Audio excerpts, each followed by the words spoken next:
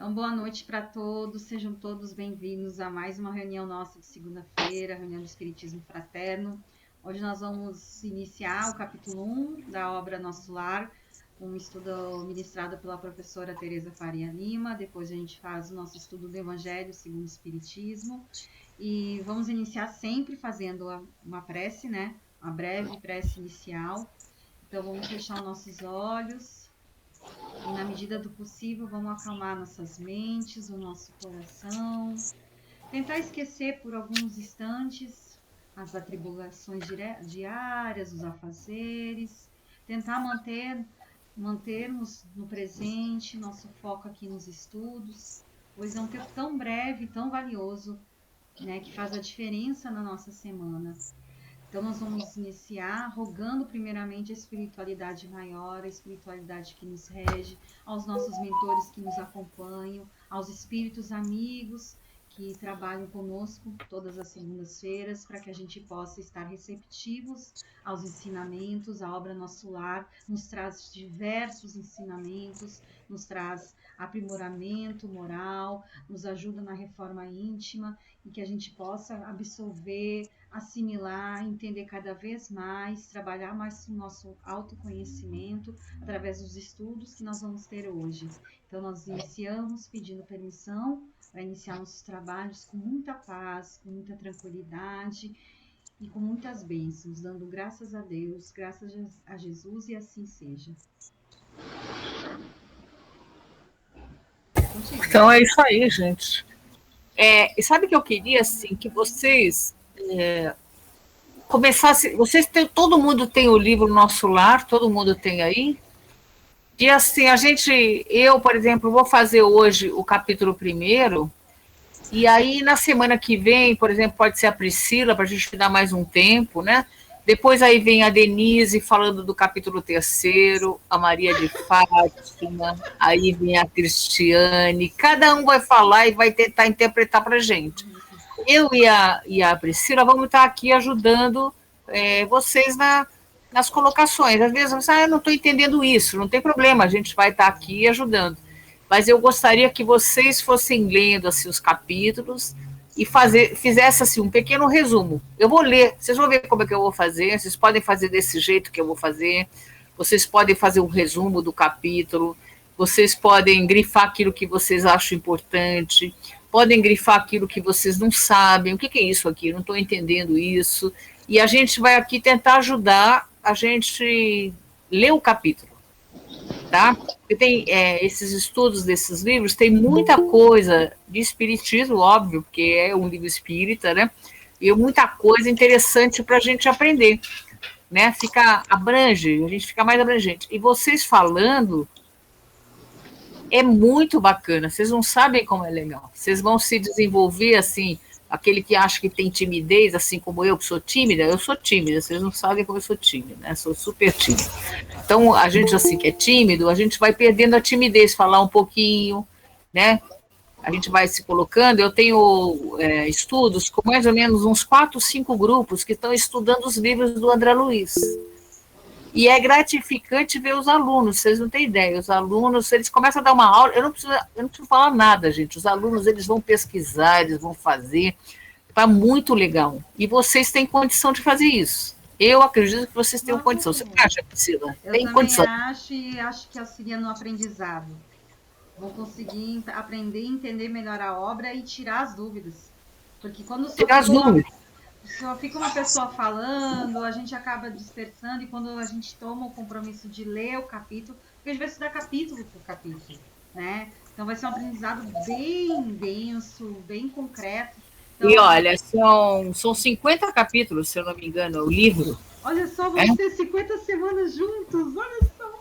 50 semanas juntos a gente vai falar e vai ser legal. Eu acho que seria legal. Principalmente aqueles que estão sempre com a gente, né, Priscila? Porque tem algumas pessoas que entram esporadicamente, assistem um pouquinho e saem. Mas aqueles que tiverem ponta firme, não, Tereza, eu vou fazer o estudo, a gente vai fazer junto. E a Priscila, como é a organizadora, pode fazer uma escalinha para nós. Posso? Né? Uma escala. Carla, a gente vai iniciar hoje o estudo. Na verdade, a gente iniciou na semana passada o prefácio, mas é a obra Nosso Lar. Hoje a professora vai dar o primeiro capítulo E aí, semana que vem eu dou o capítulo 2º, e aí, a partir da semana que vem, eu já convoco, eu já deixo marcado, assim, Isso. eu E pergunto aquelas que... pessoas que esporadicamente elas vão entrando, né? Porque a Isso, gente põe nos grupos. tá. A gente convida para ficar e Isso. fazer também o estudo, porque é muito legal, gente. Eu estou assim. Então, você tem ideia, ó, tem grupos aí que já está lá no livro Obreiros da Vida Eterna. Nós começamos no Ah, é nosso lar. maravilhoso. Já estão lá no Obreiros da Vida Eterna. Tem grupo que está em libertação, tem grupo que está em Missionário da Luz, os missionários, tem Outra grupo que obra está em maravilhosa. Mensageiro, e nós estamos no começo, no nosso lar. Isso aí você pode ficar estudando todos os livros, né?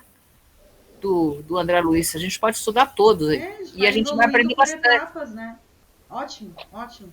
Aí na Então, semana que vem, eu não vou botar uma lista porque, de toda a grade dos 50 capítulos, porque não tem como a gente se não, comprometer. não, põe Na assim umas 4, semana. 5 semanas, né? 3 semanas aí. Põe no É, mês, né? Um mês. não, eu pensei não, porque eu acho que tem que ser na semana, chegar para.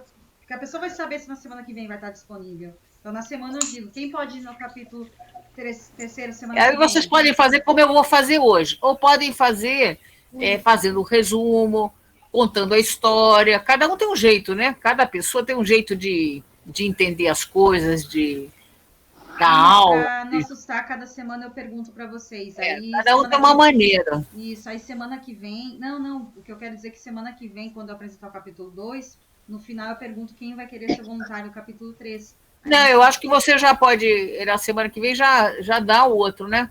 Outro Isso, capítulo, né? vou dar o capítulo 2. Eu dou o capítulo Então, 2. olha, hoje nós vamos falar das zonas inferiores. O que são as zonas inferiores? Só para a gente entender aí. Né? O que são essas zonas inferiores? A gente vai entender ali que são esses umbrais, as trevas, são zonas inferiores. O que são zonas superiores? São zonas onde estão espíritos mais elevados, superiores. Né? Então, aí ele vai. O primeiro capítulo está escrito assim: nas zonas inferiores. Ele diz assim: ó, eu guardava a impressão de haver perdido a ideia de tempo, a noção de espaço esvaria-se-me de há muito. Quer dizer, o André Luiz está começando o texto aqui dizendo que ele perdeu a noção de tempo e de espaço, né? Não sabe quanto tempo ele ficou ali, ele não tem noção disso, ele não tem noção de nada, ele está sem noção ali, tá? É isso que a gente entende. É isso, Priscila. E aí ele fala assim: estava convicto de não mais pertencer ao número dos encarnados no mundo. No entanto, meus pulmões respiravam a longos haustos. Quer dizer, ele sabia que ele já não estava aqui no mundo dos vivos, no mundo físico, mas os pulmões dele respiravam. Como assim que os pulmões respiravam? O espírito tem pulmões? Essa é a pergunta que eu faço para vocês. E vou deixar isso para vocês pesquisarem aí dentro dos estudos. Será que espírito tem pulmão, tem fígado, tem coração, tem rim, tem essas coisas todas que nós temos? Ou são sensações? O que é que está acontecendo com ele ali? Eu vou deixar vocês pesquisarem, por favor, me tragam. A Priscila vai colocar no grupo ali a pesquisa disso, tá?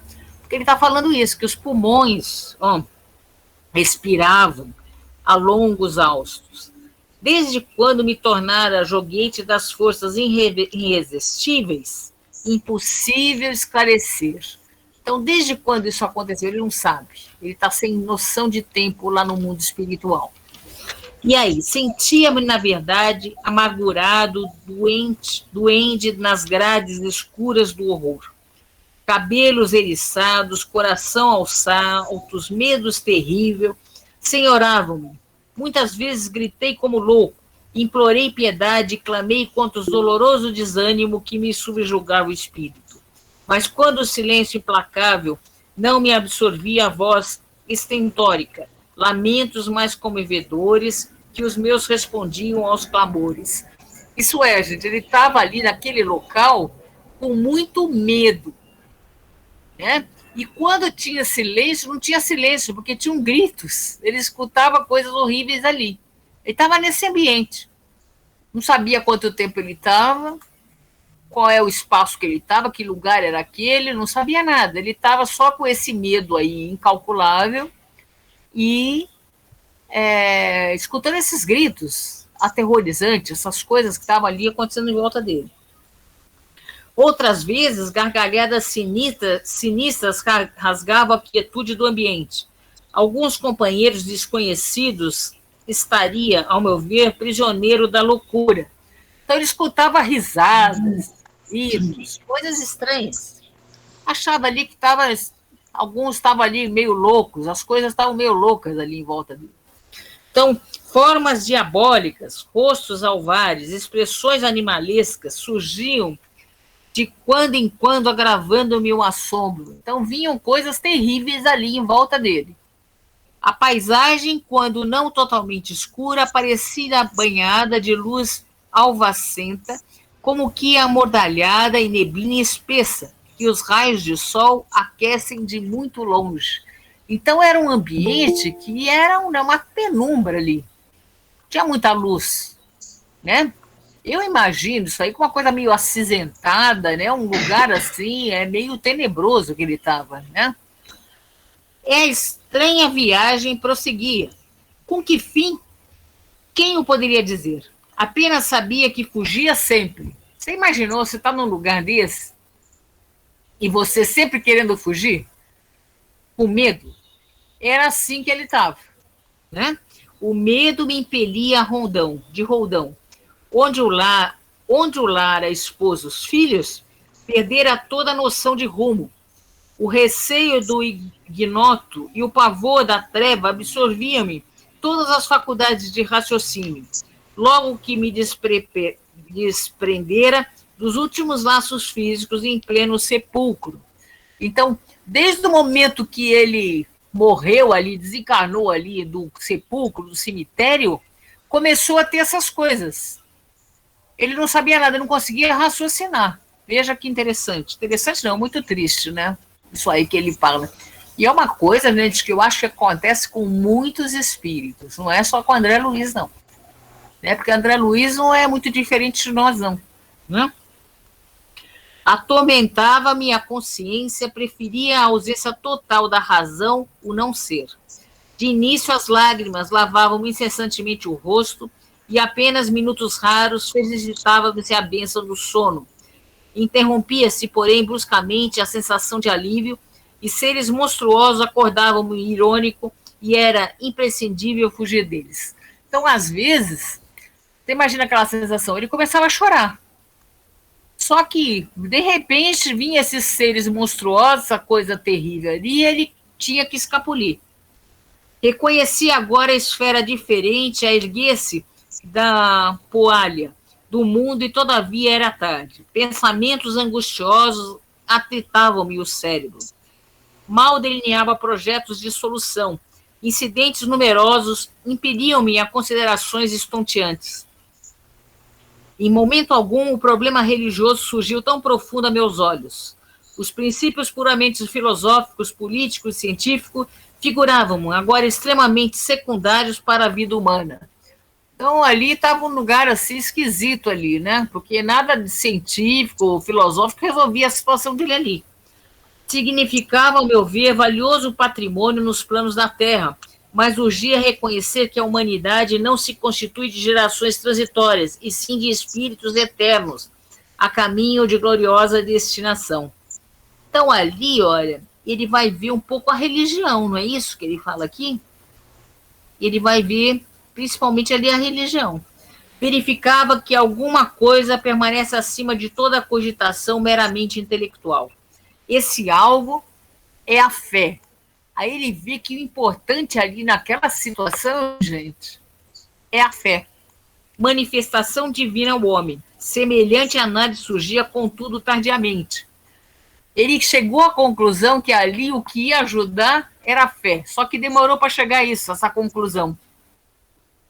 E aí, de fato, conhecia as letras do Velho Testamento e muitas vezes folheara o Evangelho. Entretanto, era forçoso reconhecer que nunca procurara as letras sagradas com a luz do coração. Veja, ele lia um pouco lá o Evangelho quando ele estava vivo aqui, li o Antigo Testamento, li o Novo Testamento, mas ele nunca procurou se aprofundar com o coração, compreender, entender, né? Identificava-as por meio de crítica de escritores menos afeitos ao sentimento e à consciência, ou em pleno desacordo com as verdades essenciais. Noutras ocasiões, interpretava-se com o sacerdócio organizado, sem sair jamais do círculo de contradições em que estacionara voluntariamente. Em verdade, não fora um criminoso, no meu próprio conceito. A filosofia do imediatismo, porém, absorver-me. Olha que coisa. Ele estava passando por tudo aquilo que ele estava passando ali, esse medo, esse negócio, e ele não foi um criminoso.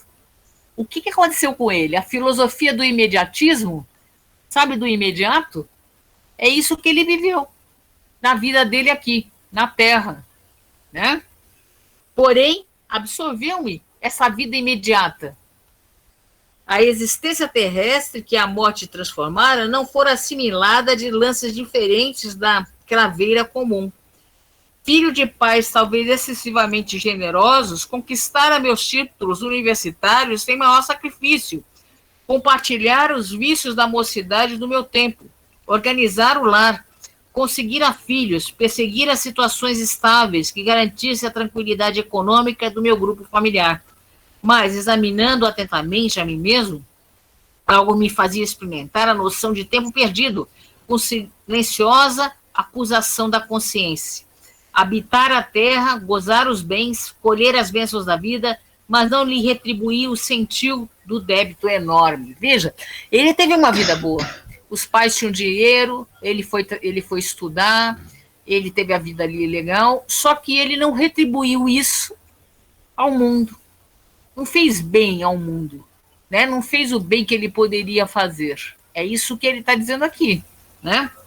Então, tivera pais cuja generosidade e sacrifício por mim nunca avaliei, esposa e filho que pretendera ferozmente nas teias rijas do egoísmo destruidor, olha como ele era egoísta, possuir um lar que fechei a todos os que palmilhavam o deserto da angústia, deliciara-me com os júbilos da família, esquecido de entender essas bênçãos divinas da imensa família humana, surdo aos comezinhos deveres da fraternidade. Então ele estava na família, mas ele não dava valor a isso, não, gente. Né? Olha o que a gente é chamado a ter. Será que nós estamos fazendo isso? É bom a gente fazer umas reflexões aí, né? Enfim, como a flor da estufa não suportava agora o clima da realidade eterna. Não desenvolver o germe divino que o Senhor da vida colocara em minha alma. Sufocaram-os criminosamente no desejo incontido do bem-estar. Só queria o bem-estar dele, né? Não adentrava órgãos para a vida nova. Era justo, pois que eu despertasse de maneira aleijado, que restituído ao rio infinito da eternidade, não pudesse acompanhar, senão compulsoriamente, a carreira incessante das águas. Ou como mendigo infeliz que, exausto em pleno deserto, perambulava à mercê de piedosos tufões. Ó, amigo da terra, agora ele vai dar um aviso, ó. Ele estava ali, ó, fez tudo isso na vida, né? Algumas pessoas assim, eu estou no meu bem-estar, não vou fazer nada, também não quero compreender nada espiritual, não quero saber de nada espiritual, eu estou vivendo a minha vida aqui no imediato, os meus prazeres aqui, aquilo que eu vivo aqui, não estou pensando em nada. E aí acorda no mundo espiritual dessa forma, lá nos umbrais, né? nesses mundos inferiores, ali naqueles lugares inferiores, né? Que ele é dito ali nas zonas inferiores, né? Mundos não, nas zonas inferiores. E aí ele dá um recado. Ó amigo da terra, quantos de vós podereis evitar o caminho da amargura com o preparo dos campos interiores do coração? E ele não fez isso. Não preparou o quê? O coração, com amor, com dedicação, com caridade. Não fez nada disso. Né? Ele está dando um conselho para nós. Ó, gente, vocês que estão aí lendo esse livro, prepara aí o seu coração, se modifica internamente, seja uma pessoa melhor. Né? Ele está alertando a gente, porque senão, o que vai acontecer com a gente? Provavelmente Se a gente não tomar jeito, a gente vai passar por o mesmo lugar que ele foi, ou não? O que vocês acham? Não é? E ele diz assim: acendei vossas luzes antes de atravessar a grande sombra. Isso é, se melhore, gente. Antes de atravessar a grande sombra, o que é a grande sombra? É essa passagem para a morte aí, a morte que vai para o mundo espiritual. Então, acendei sua luz. Isso é, compreenda, entenda a espiritualidade, se prepare para isso, né? Faça o bem no limite das suas forças, a caridade que você pode, quanto você pode, que depois a gente não vai ter essa chance aí. Buscai a verdade, olha o que ele vai falar aqui, ó. Buscai a verdade antes que a verdade vos surpreenda. Buscai a verdade antes que a gente seja surpreendido. Suai agora para que não choraste depois. Isso é, suais é porque você vai precisar agora, no mundo físico, que é um mundo difícil aqui, gente, não é fácil aqui, não. A gente trabalhar, se esforçar para melhorar. Nós temos que fazer esse esforço, suar a camisa, né? Suar a camisa. Ficar a madrugada inteira sem dormir, será que é isso, Tereza? Não, não é isso. Mas suar a sua camisa agora, né? Para a gente não chorar depois, como ele chorou. Lembra que ele está lá nas zonas inferiores chorando, desesperado e com medo? Ele chama isso para nós. E aí nós acabamos o primeiro capítulo. Você veja quantos ele deu conselhos para nós. E a gente tem que aprender com esses conselhos. Não é isso, Priscila? É isso, e é interessante que ele relembra, né, parte da vida dele, da trajetória, né? E ele viu que ele não fez o que devia ter feito, né? Ele se arrepende ali, ele viu que perdeu tempo, né? Perdeu tempo. Alguém quer E o falar que alguma acontece? coisa?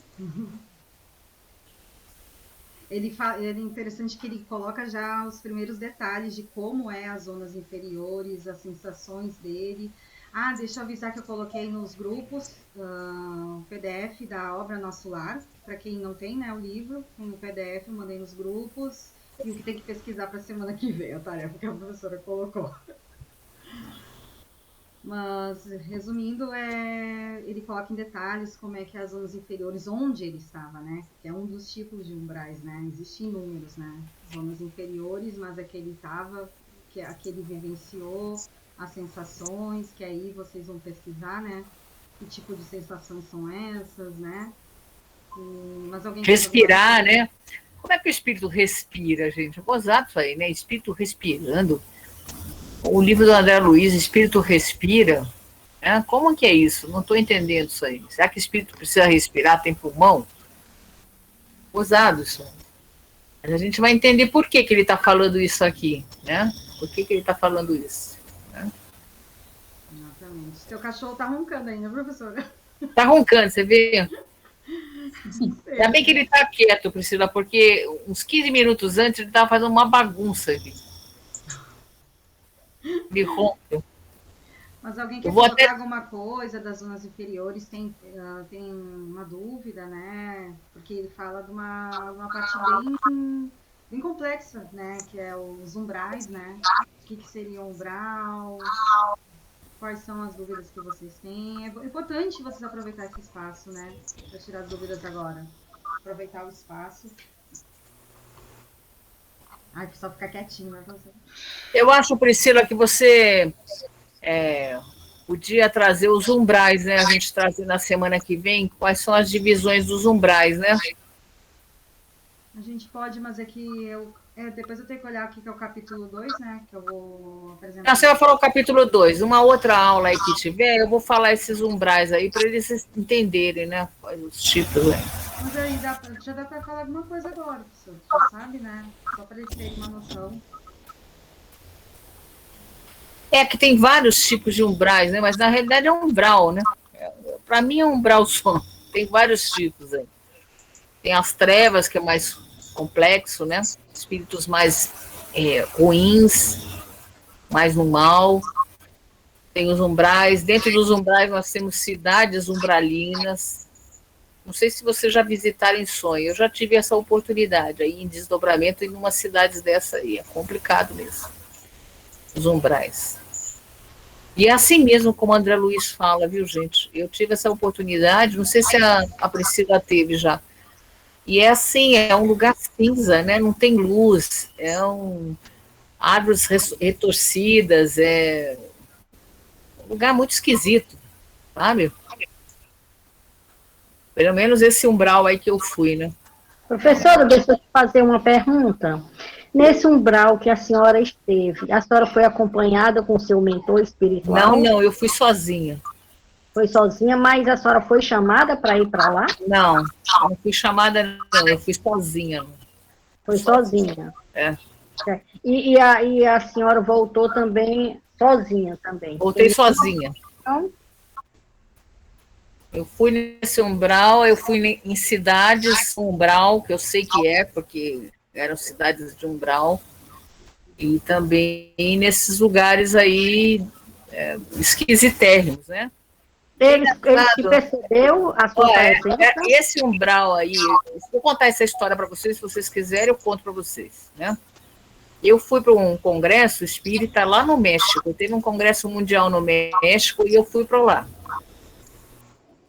E o meu irmão tinha falecido uns 4 dias antes de eu pegar o avião para ir para o México. Os 4 não, uma semana antes, né? E quando eu cheguei lá nessa cidade do México, eu comecei a ir para esses lugares.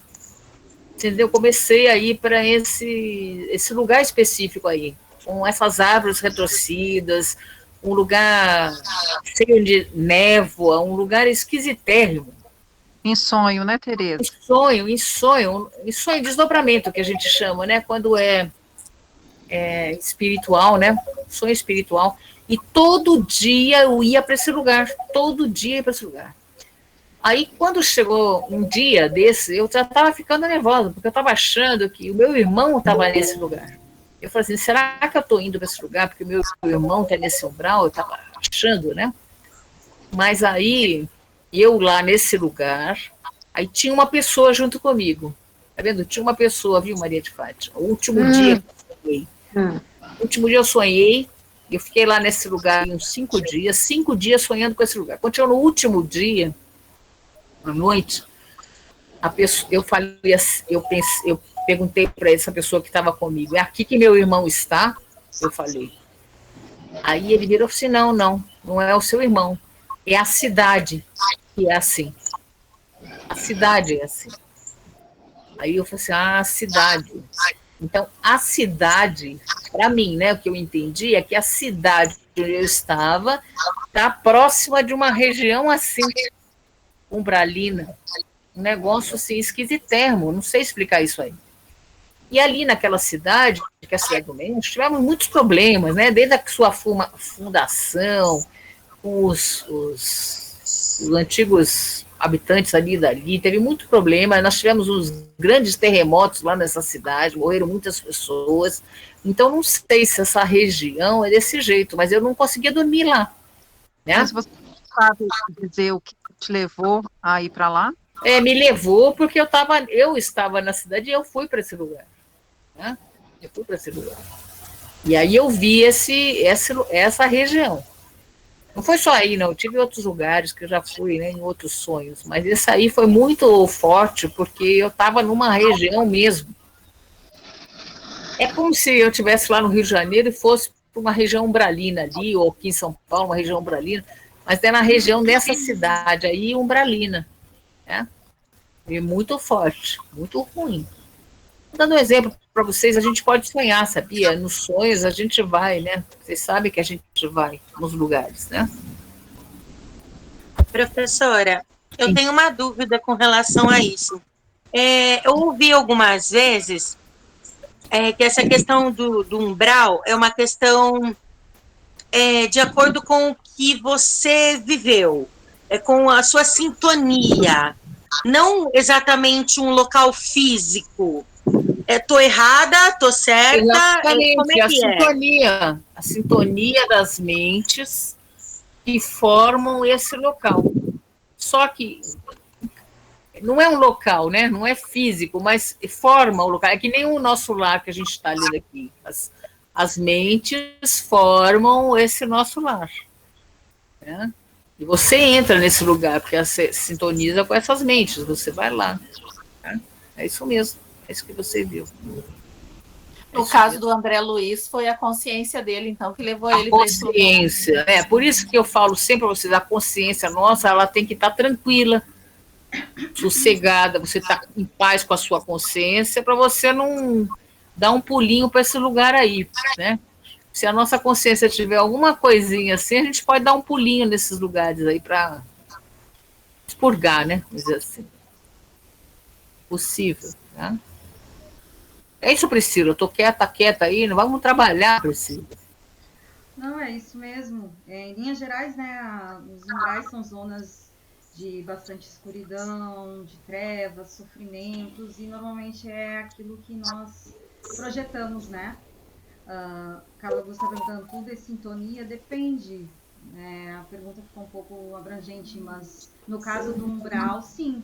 O que a gente viveu aqui, né, no plano físico, normalmente nós vamos ser atraídos, né, quando a gente desencarnar, quando a gente voltar para o plano espiritual. Né? Então, por isso que a obra Nosso Lar, ela vai esclarecer muito isso, né? O André Luiz faz questão de dar a vida dele como exemplo, para a gente ter uma noção, né, de como vai ser a nossa trajetória e do que a gente pode fazer para que a gente possa mudar isso, né? Porque provavelmente a gente também vai, talvez, expurgar ou não, tudo depende de nós, né? Tudo depende de como a gente viveu aqui no plano físico, né? Mas se é questão de sintonia, sim, a nossa sintonia, o que a gente vibra, o que a gente faz aqui na Terra, né? No plano físico, normalmente é o que a gente vai vivenciar no plano espiritual. A gente só espelha, né, o que a gente vive aqui. É um espelho, o umbral é um espelho dos nossos pensamentos, dos nossos sentimentos, da nossa sintonia. É mais ou menos isso. Então, são zonas... o que eu estou falando aí, essas cidades, são cidades que têm energias pesadas, né, gente? Por causa dos acontecimentos, tem energias pesadas. Né?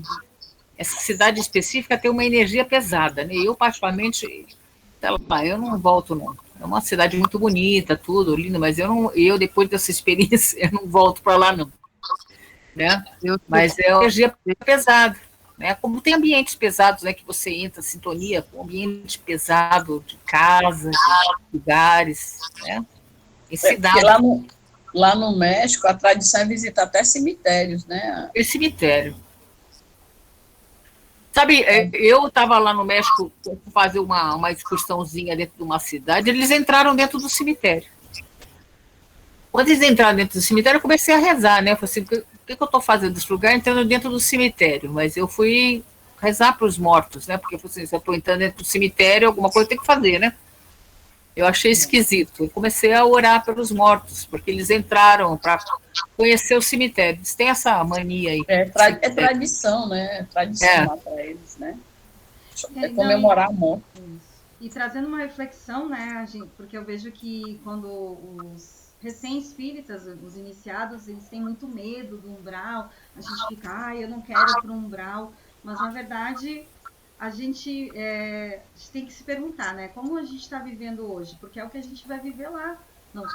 A gente não pode ter a ingenuidade de, eu só vivi as paixões, os meus vícios, vivi do jeito que eu quis, e quando eu chegar, quando eu desencarnar, vou chegar no plano físico, vou morar num paraíso. Não. Então, realmente, a gente não precisa ter medo do umbral. Depende do que a gente está vivenciando aqui, né? É uma reflexão. Né, eu não sei. Vocês já tiveram algum desdobramento relacionado a lugares bonitos? Que bom. Eu tive um que minha mãe veio me buscar. Minha mãe já faleceu, né? Ela veio me buscar e a gente passeou lá em cima, mas foi muito lindo, foi uma coisa assim surreal, porque ela me mostrou todos os cantos, ela me mostrou tudo, era tudo assim branco, sabe? Era tudo assim, pessoas vestidas de branco, era uma coisa muito linda, parecendo aquela novela Viagem. Me veio na cabeça ela depois, porque parecia um sonho, parecia uma coisa assim surreal mesmo. Depois, quando eu voltei, eu lembro que a gente andava, e ela ia me apresentando cada canto. E eu lembro que quando eu acordei cansada, eu lembrava das coisas que eu vi lá em cima, eu lembrava que eu andei de mão dada com ela e acordei cansada, tipo assim, como se eu tivesse andado a noite inteira, como se eu tivesse passado acordado a noite inteira. Não sei se vocês já tiveram essa experiência, você também, Tereza. Ah, com certeza. Eles vão vir com a gente, né? Eu já falei isso para vocês dos sonhos, e a gente é em desdobramentos aí, a gente vai para o mundo espiritual, né? Eles vêm nos mostrar onde eles estão, né? É muito lindo, né?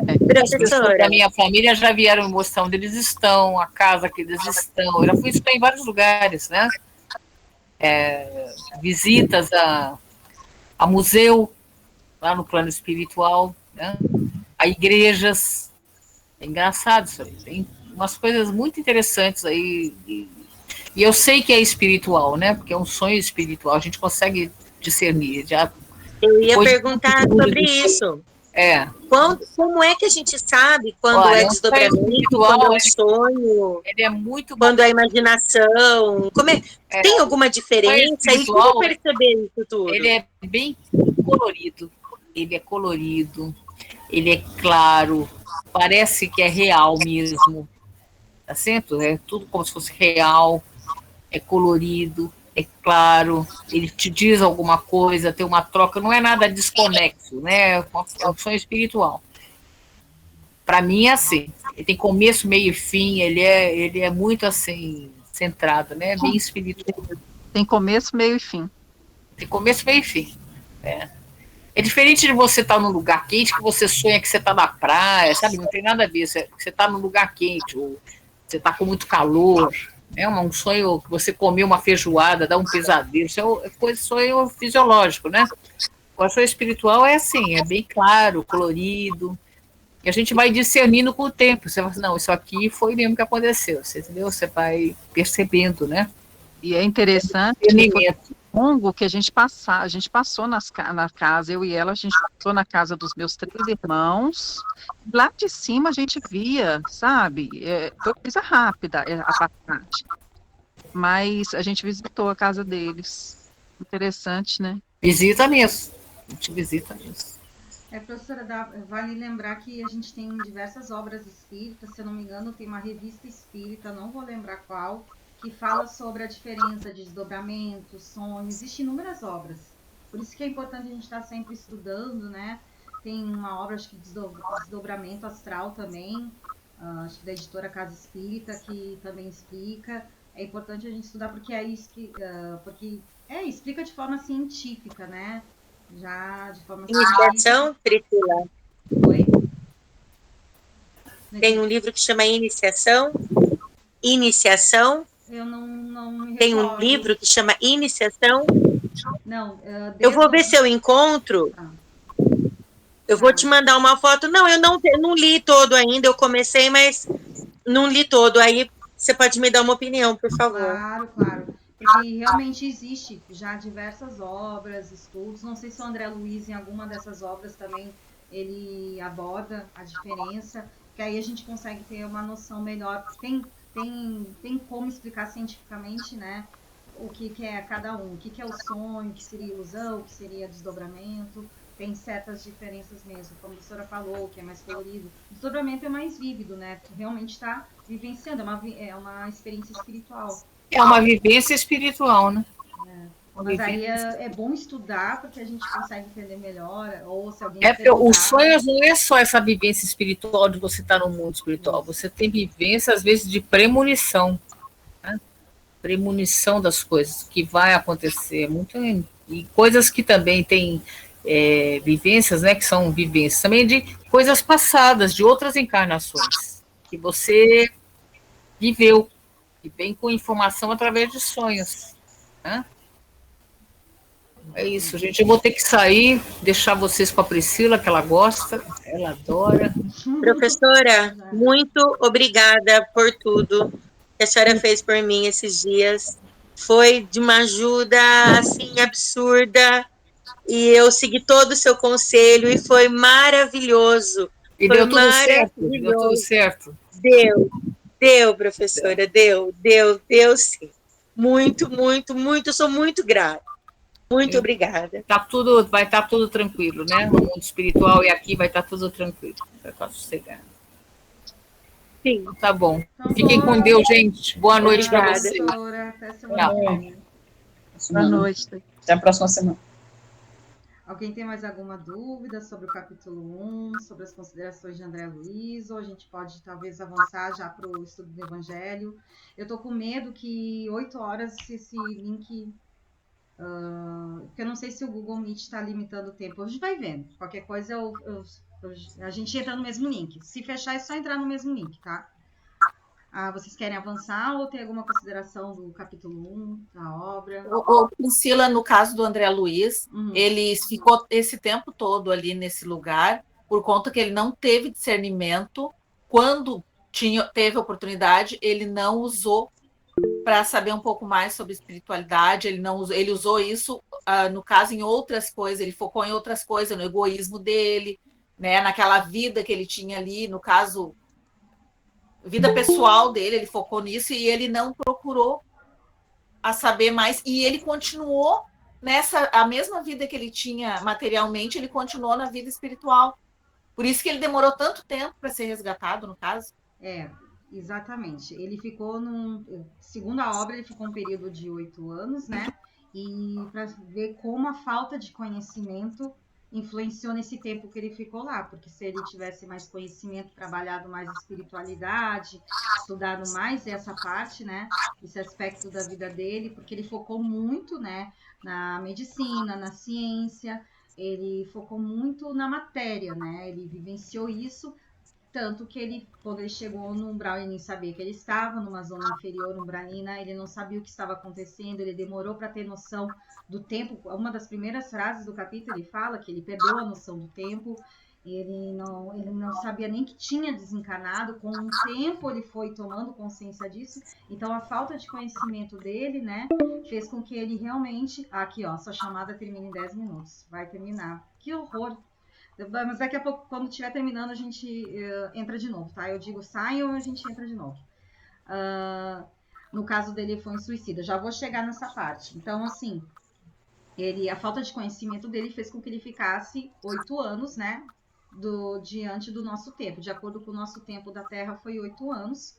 E aí, quando ele começou a entender, a criar consciência, a consciência dele começou a falar mais alto, ele pediu ajuda, e vocês veem que interessante, ele pede, não sei se está no capítulo 2, mas ele pede ajuda, o socorro vem de imediato. Imediatamente veio uma equipe espiritual para acolher ele, socorrer ele e já levar para a cidade do nosso lar. Então, exatamente isso, a falta de estudo, de conhecimento, e na zona umbralina ele ouvia muitas vozes, né, que perturbavam ele e chamavam ele de suicida. Suicida, suicida, ele ficava extremamente atormentado com isso, e ele não entendia por que ele estava ouvindo isso, porque eu não me suicidei, eu não fiz isso, eu não cometi suicídio, eu morri numa cama de hospital, acometido por uma doença. E quando ele começou a entender que foi a vida que ele levou, o que ele se alimentava, acho que ele fumava, ele bebia muito, ele viciava muito, não cuidava do corpo físico como deveria, aí ele entendeu que ele era um suicida inconsciente, que é aquele que todos nós que não cuidamos muito bem da nossa saúde, que não cuidamos desse corpo material, que ele é o nosso instrumento, né, para aprimoramento moral, é um instrumento que a gente ganha aqui no planeta Terra para servir, né, para a gente conseguir evoluir, né? Então, como ele não usou isso de uma forma muito saudável, ele entendeu que ele foi um suicida inconsciente. Então, por isso que a gente também tem que procurar, né, cuidar da nossa saúde, cuidar dos nossos hábitos, porque realmente, quando a gente chegar no plano espiritual, de alguma forma, a gente vai criar consciência disso, né? Então, foi todos esses fatores, a falta de consciência no estudo da espiritualidade, ele chegou lá, não sabia o que estava acontecendo com ele não entendia por que ele estava ouvindo os gritos, né, os ataques de suicida, porque foi a vida que ele levou na Terra, então tudo isso influenciou. Acho que é mais ou menos isso, não sei, acho que teve mais alguma pergunta aqui no chat. Pelo fato de ele ter se suicidado foi motivo? Não. O motivo mais mesmo é pela falta de conhecimento. Porque quando a gente está estudando aqui, né? Então a gente já tem noção que quando a gente desencarnar, a gente vai para o plano espiritual e chegando lá a gente vai saber mais ou menos onde a gente está. A gente vai ter uma noção. Ele ficou mais tempo por essa falta de noção, por ele tá muito atrelado ao apego à matéria. Quanto mais apegado à vida física, às coisas que nós deixamos, quantos espíritos, né, desencarnam e ficam pensando muito, na casa que eu deixei, família, fica muito apegado à vida material, isso dificulta muito essa transição. Né? Às vezes a gente está deixando de ir para uma zona mais superior, para uma zona em que seja mais adequada para o nosso momento da erraticidade, que a gente já estudou várias vezes, né? O que é a erraticidade. Então, às vezes a gente fica muito preso nessas zonas inferiores diante do nosso apego. Então, está muito mais ligado ao apego à matéria, apego aos nossos vícios, apego às coisas, às pessoas. Isso que faz com que a gente fique nesse período de transição. Então, um apego à matéria, a forma que ele viveu, fez com que ele ficasse esses 8 anos. Mas, gente, 8 anos, assim, claro, ele ficou um tempo considerável. Mas você tem noção que tem espíritos que estão séculos em zonas ubranas, séculos perambulando aqui na crosta terrestre, sem evoluir, perdendo a oportunidade de estar reencarnando, de estar podendo ter a oportunidade de evoluir. Isso é muito sério. Ele ainda ficou 8 anos, mas tem inúmeros espíritos, milhões de espíritos que estão perambulando há séculos, centenas e centenas de anos. Muito triste. A falta de conhecimento realmente afeta demais. Então, alguém tem mais alguma dúvida? Aí vamos fazer o seguinte. Deixa eu ver. Vamos sair do link e entrar de novo? Porque aí a gente consegue, eu consigo dar o estudo do Evangelho sem interrupção. Porque se eu começar a interromper, vai quebrar o raciocínio. Então a gente sai e entra no mesmo link, tá? É só entrar no mesmo link que eu mandei nos grupos. Tá? Vou sair.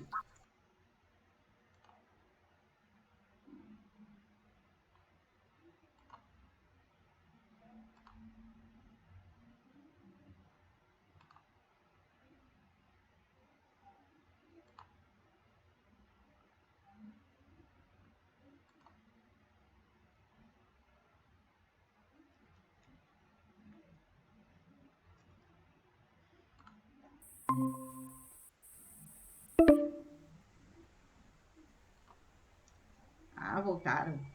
Então tá. Deixa eu ver aqui. Eu acho que tem que esperar acabar totalmente para a gente poder entrar novamente. Não. A gente entrou, não entrou? Aqui para mim mostra 5 minutos para terminar. Então eu vou ter que gerar um novo link. Eu vou gerar um novo link e a gente entra, tá? Segura aí. Aí eu vou mandar nos grupos, tá? Tá sem microfone, Pri. Tá.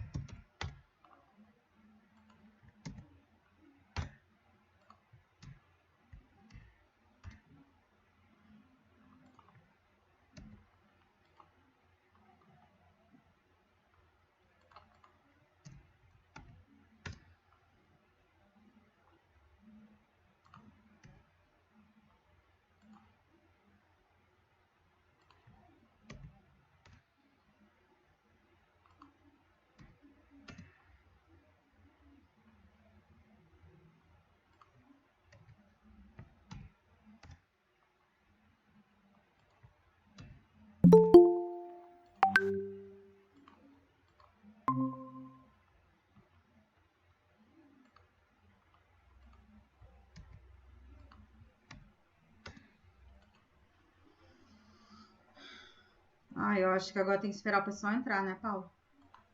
Isso, mas hoje eu não vou poder falar muito, nem vou falar nada, Ah, que porque pena. eu tô trabalhando hoje, tá bom? Tá, Eu só tô escutando vocês aqui hoje, tá bom? tá, Fiquem com Deus. tá bom.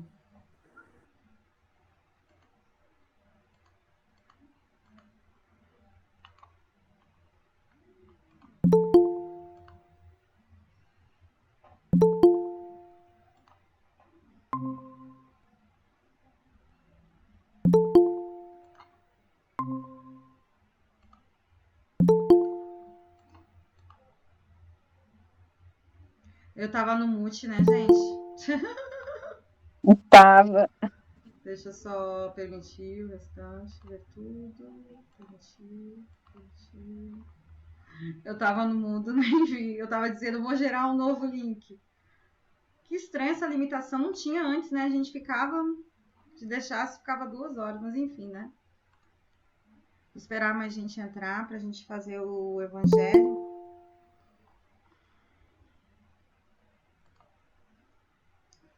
Deixa eu ver. Será que o pessoal não vai entrar? Denise, a Maria de Fátima.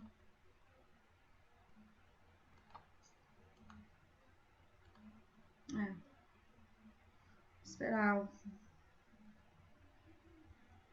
Foi um pouquinho a gente, né? Acho que tinha 18 pessoas, né? Ó, estão pedindo pra entrar, peraí.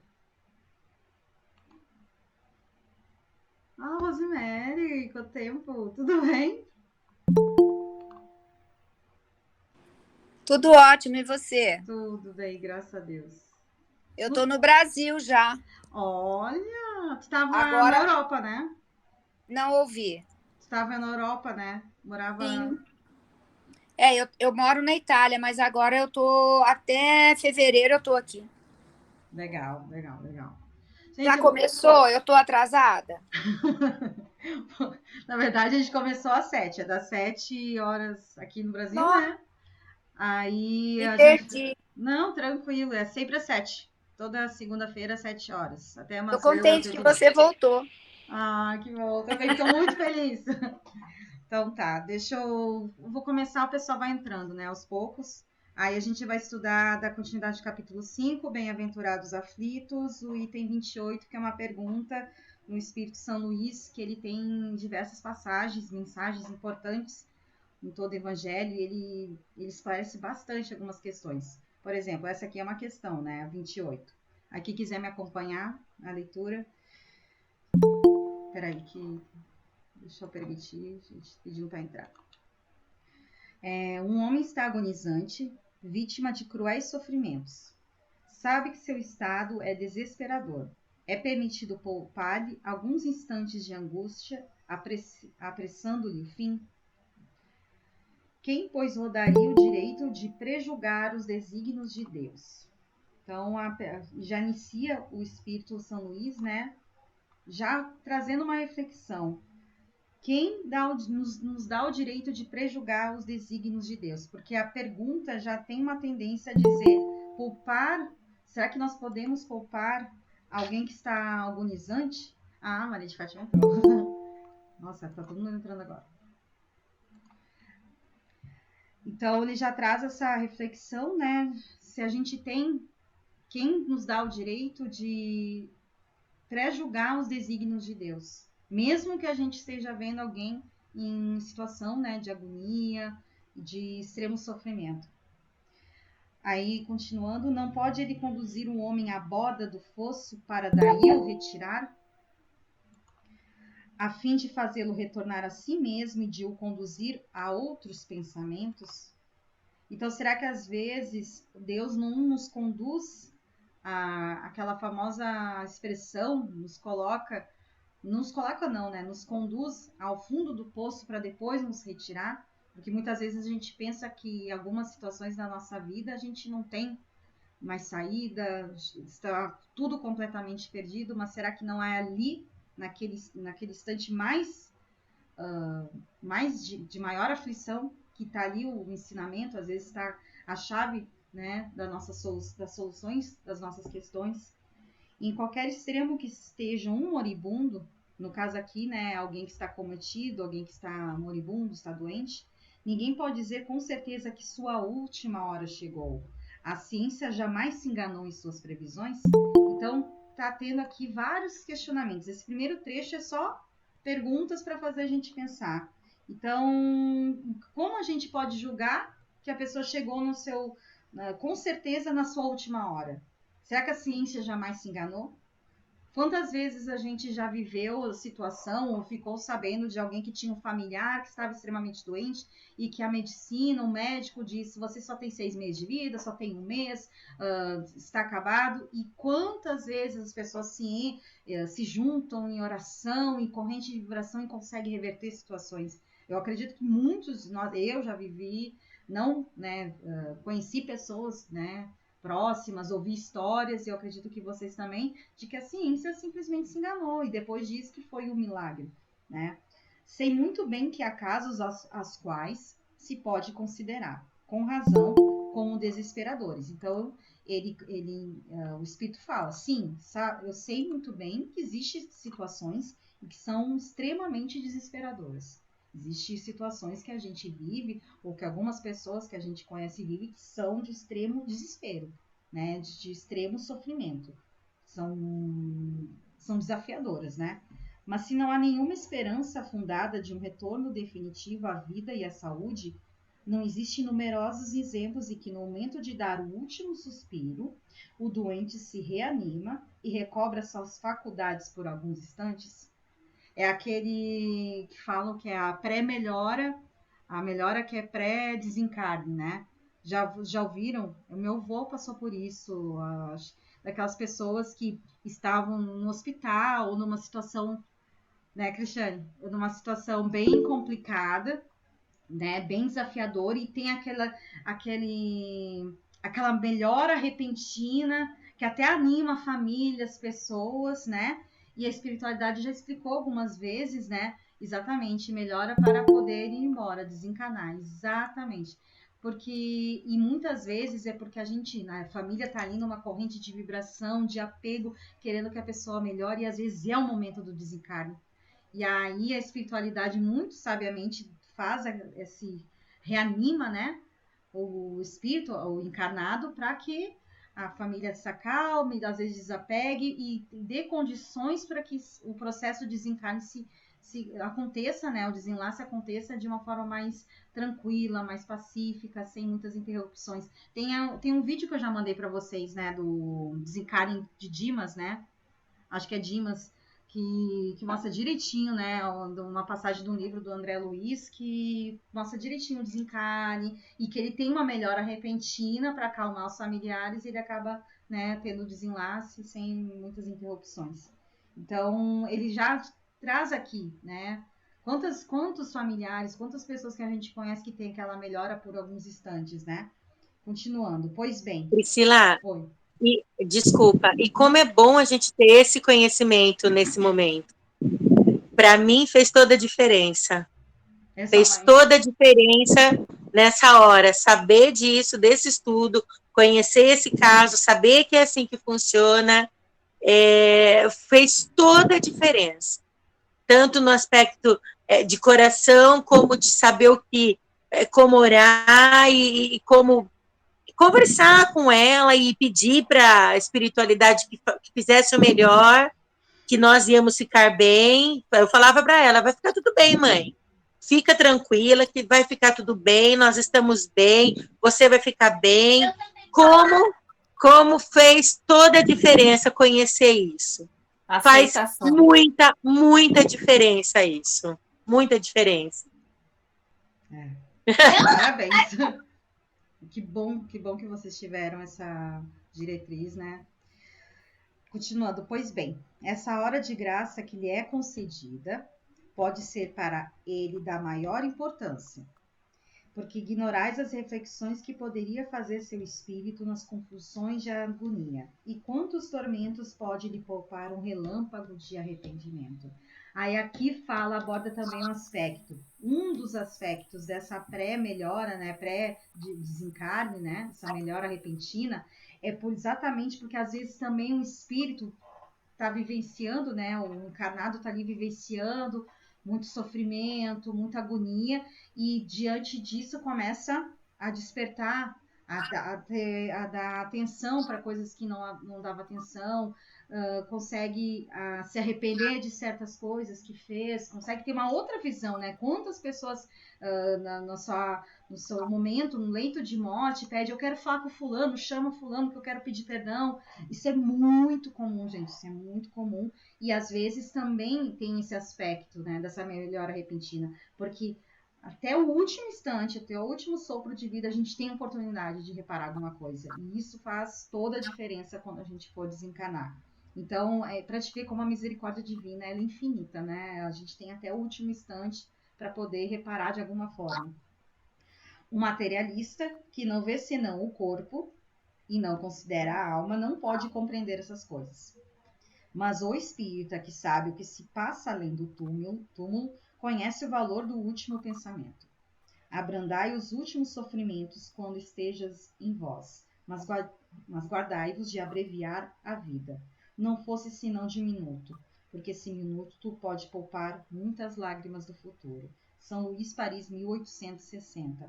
Então, ele conclui, né, dizendo que nós, como espírita, né, nós que estamos nos colocando como estudantes do espiritismo, nós já temos uma noção que existe algo além do túmulo, né, que a vida, que a morte física não cessa a vida, que a vida continua, né? Então a gente tem que ter noção do valor do último pensamento, dos últimos instantes que a gente tem, e do caso também, como a Cristiane vivenciou isso há pouco tempo, né, com a sua mãe, das palavras que foram ditas para ela, para os familiares, como isso, né, teve um valor muito maior, né, para o desencarne. Eu imagino que não foi fácil, mas foi de grande maturidade, né? Foi uma atitude muito madura, né? E que bom que a partir de hoje a gente possa ser assim também, né? A exemplo dela, quando a gente estiver vivenciando isso, quando for com nós mesmos, né? Que a gente possa ter essa maturidade, esse discernimento, de não se desesperar, né? De poder fazer tudo que a gente puder até o último instante. Mas a ideia aqui, a pergunta é, se a gente tem o direito, se é permitido poupar o sofrimento de alguém que está agonizante. Não, porque às vezes a gente está tirando a oportunidade daquela pessoa ter um momento de lucidez, de se arrepender, de poder... Porque, gente, cada segundo é importante. Esse é o ensinamento. Se a gente tem um planejamento reencarnatório, eu tenho 78 anos de vida, um tem 20, outro tem 100, o que for, que a gente saiba aproveitar cada momento. Né? Mesmo agonizante, mesmo no momento de sofrimento, há algum aprendizado, há algo que a gente pode fazer. Né? Então, essa lição que a mensagem de São Luís nos deixa aqui. A gente não pode poupar de maneira alguma e jamais duvidar, por mais difícil que seja, jamais duvidar dos desígnios de Deus. Deus sabe de cada segundo que a gente vai viver, sabe o dia que a gente nasceu, o dia que nós vamos desencarnar. Claro que somos responsáveis pela nossa vida, mas que a gente não duvide disso, né? Por mais difícil, mais desafiador que seja o momento que a gente esteja vivendo, sendo com nós mesmos, sendo com alguém próximo, que a gente consiga ter essa resignação, essa obediência, né, de vivenciar isso e tirar o melhor proveito, né? Mesmo por mais difícil que seja. Acho que esse é o estudo do Evangelho. Alguém quer colocar alguma coisa? Cristiane, quer colocar mais alguma coisa da experiência que tu teve? Poder partilhar, porque isso é aprendizado pra gente. Né? É a confiança, né, gente? É a confiança em Deus, em algo além da gente, e a gente saber que não termina, em algo que a gente nem sempre consegue explicar, né? Porque é difícil explicar Deus, mas a gente sente Deus, né? Então, eu acho que é isso. O desafio foi gigantesco, porque a mamãe era católica, apostólica, romana, então era muito desafiador, assim, eu estudando o espiritismo e ter uma conversa mais franca, assim, com relação a isso, mas mesmo assim eu tive a oportunidade de conversar e de falar coisas lindas, de uma forma que não a ofendesse, de uma forma que ela não se sentisse invadida ou com raiva, ou sei lá, né? Mas foi muito bonito, porque de uma certa forma, dentro da crença dela, dentro do que ela acreditava, ela sempre viveu bem aquilo que ela professava, sabe? Então ela estava bem tranquila, ela tinha muita fé em Deus, muita fé em Maria. Então ela já sabia que ela não sairia do hospital. Minha mamãe desencarnou dia 7 de setembro, pessoal. Então é tudo muito novo, né? Para mim tá tudo muito recente ainda. Foi no dia do aniversário do meu pai. E meu pai desencarnou há 8 anos. Eu até brinquei. Eu falei, gente, papai deve estar assim, Lena, você tá atrasada há 8 anos, como assim? Porque nem todo mundo estuda como a gente, conhece esse outro lado, né? E a gente precisa respeitar, e a gente tem que respeitar, porque senão a gente vai contra todo o ensinamento de Jesus, que é o amor, né? A verdadeira religião é o amor, né? Enfim, então, mas essa oportunidade eu tive, sim, estudando, como uma estudante do Espiritismo, eu tive oportunidade de conversar bastante, de orar, e que o melhor acontecesse conforme fosse a vontade de Deus, né? E que eu lembrava muito disso, Priscila, nos últimos dias da minha mãe, que eu pensava assim, poxa, eu não posso ser egoísta ao ponto de falar, leva. Eu pensava assim, poxa, ela está evoluindo mais um pouquinho, ela está tendo mais uma oportunidade, ela, por mais difícil que fosse para mim, tá travando um pouquinho. No último dia ela já estava sedada, mas eu fiquei ali o tempo todo falando, conversando, enfim, é isso. Mas obrigada pela oportunidade que você me deu de compartilhar esse momento. Nossa, a gente que agradece, porque é um aprendizado para a gente. Não é todo mundo que consegue, a maioria não consegue ter esse discernimento. Muitos de nós somos espíritos, estuda, chega no momento a gente se desespera. Parece que a gente esquece tudo que a gente estuda, né? E é nessas horas que a gente é desafiado e saiu muito bem, né? E como eu já falei, acho que é em nome de todos nós, nossos sentimentos, e vamos até hoje, até agora, quando eu for fazer a vibração, nossa oração final, que a gente possa vibrar, né? Levando muita luz, muita paz para sua mãezinha. Que se Deus quiser, ela tá bem. Maria Helena. Maria Helena. Maria Helena é o nome da mamãe. Sim, a gente então ora por ela, assim. Ó, tu tá recebendo bastante mensagem aqui no chat. E alguém quer falar Maria de Fátima? Não falaste nada. Oi, gente, boa noite. Boa noite, Também Carla. dia, né? Eu estava viajando. Essa semana eu conheci uma pessoa, me contou um caso, como você estava lendo do Evangelho, Pri, me contou um caso de um rapaz que ele estava internado muito tempo, os médicos falando que ele estava com câncer no intestino. Aí o médico assim, já tinha dado últimos dias para ele, ele está no finalmente já. Ele estava usando sonda para alimentar, e essa menina estava ajudando, né, alimentando ele pela sonda. Aí uma irmã dele, que é espírita, falou com ele assim, vamos consultar com outro médico? Ele, não, o médico já falou que não tem jeito mais. Não, vamos consultar com outro médico? Vamos saber uma segunda opinião? Porque você está com esse médico há tem um tempo e tal, e está falando que você não tem mais tempo, que já está no finalmente e tal. Mas eu quero consultar com você em outro médico. Ele, então vamos, né? Deve ser perda de tempo, mas vamos. Foi consultar com outro médico. Chegou lá, o médico pediu todos os exames de novo, um monte de coisa de novo. E esse rapaz já tinha passado por quimioterapia, radioterapia, um monte de coisa. Aí o médico fez o exame dele e constatou que ele não tinha nada. Não tinha nada nele. E o rapaz estava debilitando. Aí ele mandou retirar a sonda, fez lá o procedimento todo novamente. Você pode se alimentar normalmente, você vai fazer essas necessidades normalmente, tudo normal. Você não tem nada. Aí esse rapaz voltou para casa. Aí falou que já tem uns 5 anos que isso aconteceu. Hoje ele está forte, ele mora num sítio, ele planta, ele colhe, ele faz as coisas todas normalmente. enquanto o outro médico estava dando ele como já no fim da vida. Porque você falou, os médicos também se enganam, a medicina também se engana.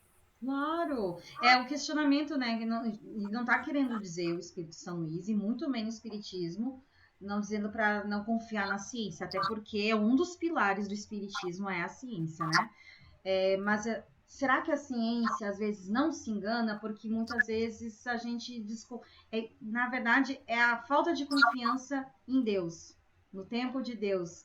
Então a gente acaba dando uma previsão e às vezes os desígnios de Deus são outros, né? É mais para trazer essa reflexão, não para a gente não confiar, né, na ciência. Mas a ciência às vezes se engana porque a ciência é feita por nós, pelos homens, né?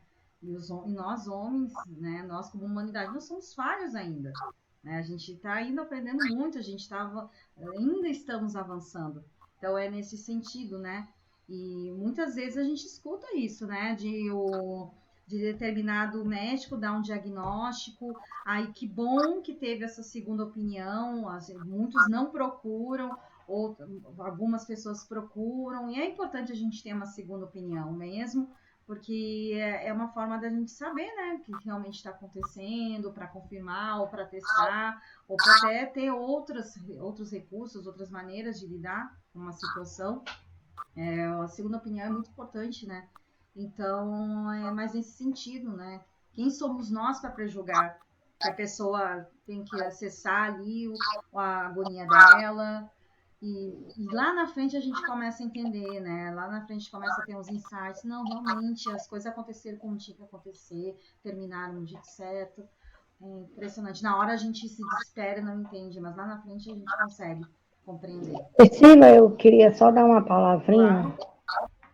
É o seguinte, é bem interessante saber que a Cristiane ela já está bem mais evoluída em aceitar tudo isso. E uma coisa que um tempo desse aí passou aqui em casa com a titia, e quando ela ficou doente, eu senti um desespero muito grande. Então, eu ainda sinto muita falta. Quando ela foi para o hospital, ficou aquele vazio. Eu olhava na cama, sentia que estava faltando alguma coisa, sabe? Então, esse vazio ainda, ainda não aprendi a conviver com isso. Porque a perda é muito difícil. Só sabe quando a gente passa e a gente vê quanta pessoa tem importância na nossa vida. E aquilo ainda não estou assim preparada, sabe? Ela já está com 94 anos e todo dia eu tenho que me preparar, só que eu não consigo me preparar, porque eu vejo que tem um apego muito grande eu com ela. É difícil, é difícil, a gente ainda está muito preso à matéria. Eu brinco aqui que eu tenho um cachorro que está com 12 anos, e aí só de imaginar eu perder o radinho já fico. E primeiro que aí que está o primeiro erro, né? A gente não perde, né? A gente não perde. Né? Cada serzinho, cada ser humano, cada animal, cada ser tem um tempo, né? E a gente vai se encontrar no mundo espiritual. Os laços, quando são verdadeiros, eles não se rompem, né? A gente também tem que ter esse entendimento, mas ainda é muito difícil, Priscila, né? a gente que estuda sabe de tudo isso, mas na prática, a gente que ainda não se preparou ainda para isso, é muito sofrimento, sabe? Nosso apego pela pessoa, sabe? Nossa. A falta que a pessoa faz, sabe? O vazio que fica dentro da casa, sabe? É muito difícil, eu ainda não tô preparada para isso, não. E eu acho que quando chegar esse dia vai ser um baque muito grande, sabe? Mas vai acontecer na hora certa, a gente pensa que não vai estar, mas vai estar. Claro que não estou dizendo que vai ser fácil, não. Obviamente, como para a Cristiane não está sendo fácil, não é fácil. Em um momento ela quis dizer isso, mas ela conseguiu lidar com a situação. Pois é. Eu acho ela muito equilibrada para ser tão recente, sabe? A gente Eu vê que poderia ela falar está alguma bem. coisa? Pode, claro. Ô Maria, eu sei que é muito difícil, realmente a Cristiane está dando assim lição para a gente. exemplo, a gente está elogiando, a gente sente muito a perda dela, assim como, de uma certa forma, nós vamos sentir quando acontecer com a sua mãe. Só que é o seguinte, eu acho que também você não pode se esquecer de todos esses ensinamentos, um outro que é muito importante. A sua mãe, assim como todos, cada um de nós somos espírito, vivendo uma oportunidade na matéria, que é o corpo que a gente empresta por um tempo. A sua mãe emprestou o corpo que ela está por 92 anos até agora, não é isso que você falou? 94, é minha tia. Ah, sua tia, desculpa. A mamãe já desencarnou. Sua tia, 94. Como é seu nome? Rosimeire. Rosimeire, de vez em quando eu encontro com a mamãe aqui, ela vem me visitar. Olha aí, tá vendo que lindo? Quando você fala a respeito do apego, o apego que você está demonstrando ter por sua tia é o apego à matéria dela. Eu vou te explicar por quê. Porque quando você está consciente, podemos dizer com uma consciência diferente, como a Cristiane deu o exemplo, eu vou usar o exemplo dela. A consciência que ela teve ao desencarne da mãe, à proximidade do desencarne da mãe, é que a mãe é um espírito e que viveu, e a sua tia vive num corpo de matéria que é um empréstimo, é o nosso templo. Quando você fala que tem muito apego, você tem apego à presença dela nessa oportunidade de vida. Mas o que nos interessa é saber o quanto você está apegada ao espírito dela, que é a permissão de que ela volte à pátria espiritual para continuar a sua missão. Então, quando a gente trabalha o desapego, a gente não trabalha a aceitação de que o vazio existe, que não vai sentir falta. Não é isso. A gente trabalha a consciência de que ela é um espírito e que o espírito está transitoriamente aqui e vai para a parte espiritual sempre. É lá que é o nosso lugar. É lá que todos deveremos ir. Então, fica mais fácil você elaborar que cada um de nós vamos voltar à pátria espiritual e que esse momento, nesse corpo, que é o apego que você está sentindo, é muito transitório.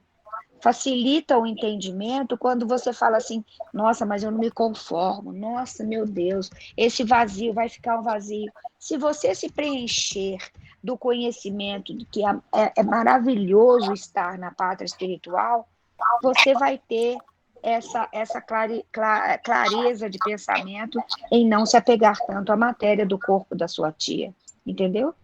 Entendi. E eu sugiro sugestões assim, se conselho pudesse dar, a gente vendia, né? Mas eu sugiro que você se inteire, eu posso passar nome de alguns livros, são importantes você entender o quanto é maravilhoso a nossa expectativa de que o mundo espiritual é um mundo de trabalho e é um mundo de consequência de todas as escolhas feitas aqui. E eu tenho absoluta certeza que o apego que você está tendo com a sua tia é porque ela é uma pessoa muito boa, ela é uma pessoa muito especial. Porque se ela tivesse feito com você, provavelmente com alguns outros sobrinhos também, alguma coisa que não era muito agradável, vocês não estariam tanto lamentando a futura provável desencarnação dela, entendeu? Então, eu acho que é porque ela é muito carinhosa, ela deve ser muito afetiva, e isso tudo foram sementes que ela plantou. E a hora que Deus designar que ela colha, ela vai colher isso, cada atitude que ela teve de carinho com relação a vocês.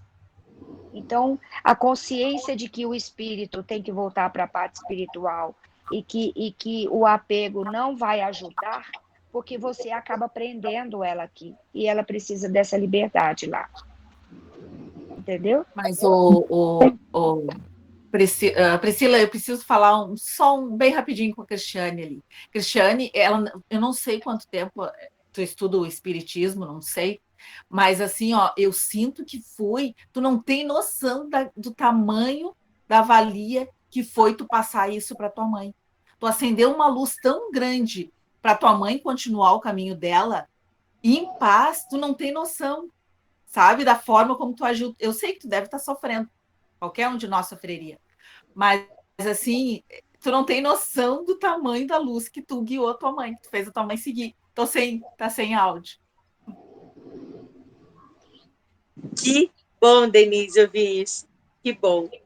Fico feliz de poder ajudar.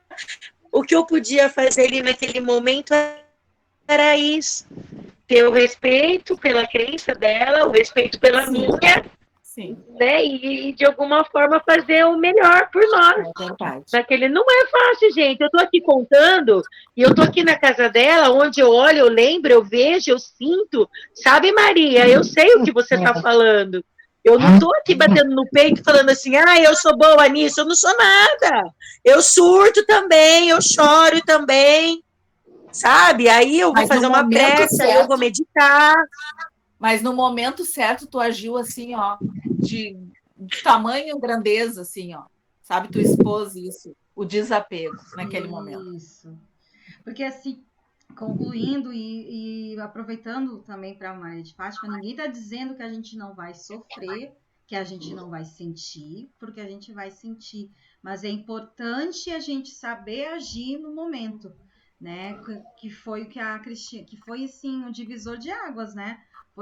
Foi que definiu que o desencarne da mãe dela foi algo mais saudável, foi com mais luz, foi com mais paz, né? Essa maturidade fez toda a diferença, porque a gente normalmente fica muito apegado, a gente não quer, a gente não aceita, a gente sofre, e isso é muito prejudicial. A gente estuda isso e a gente sabe que isso é prejudicial para o espírito que está seguindo a missão, que está voltando para a pátria espiritual.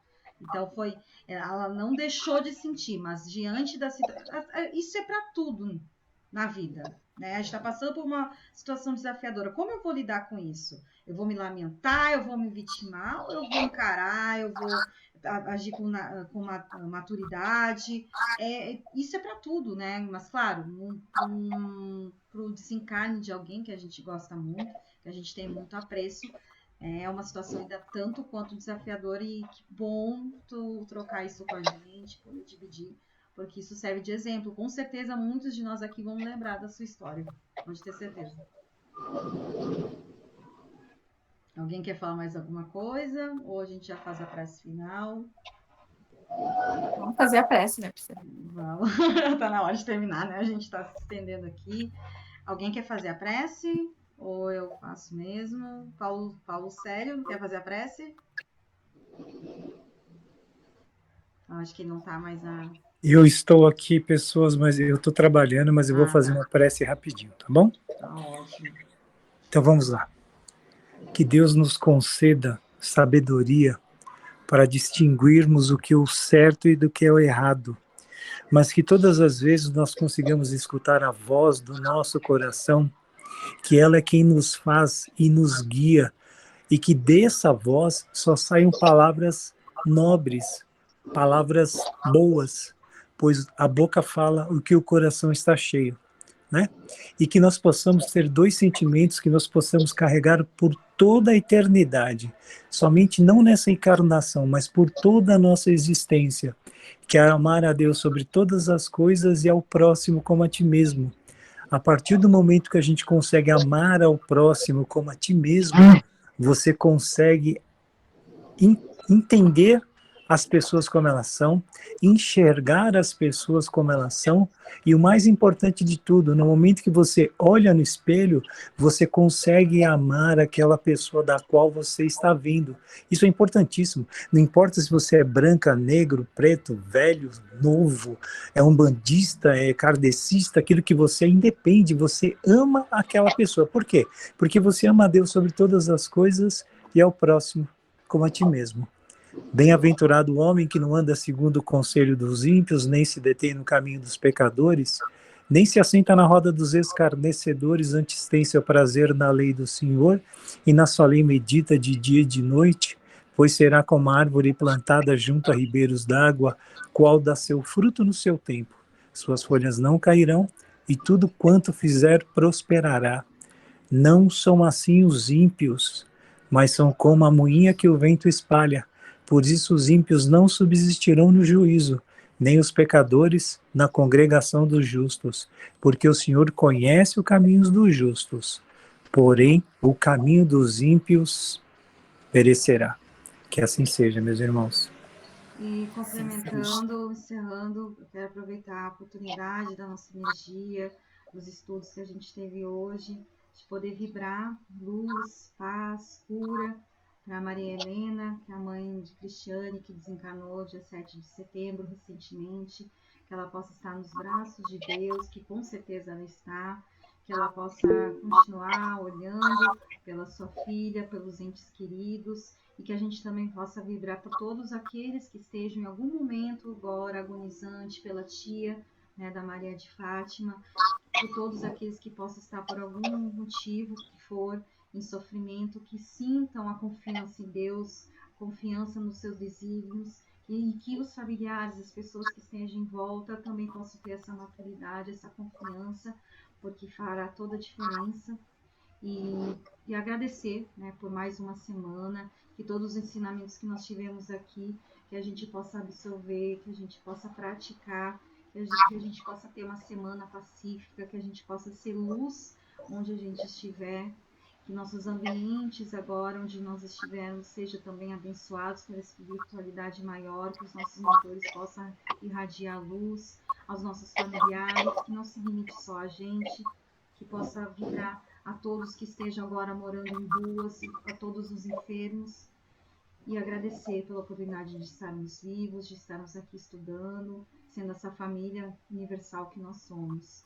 Encerramos então nossos trabalhos de hoje, dando graças a Deus, graças a Jesus. Assim seja. Assim seja. Assim é. Beijo. Obrigada por gente. Obrigada. Um beijo. Obrigada, gente. Boa noite. Gente. Boa semana. Beijão. Até semana que Abraço vem. para vocês.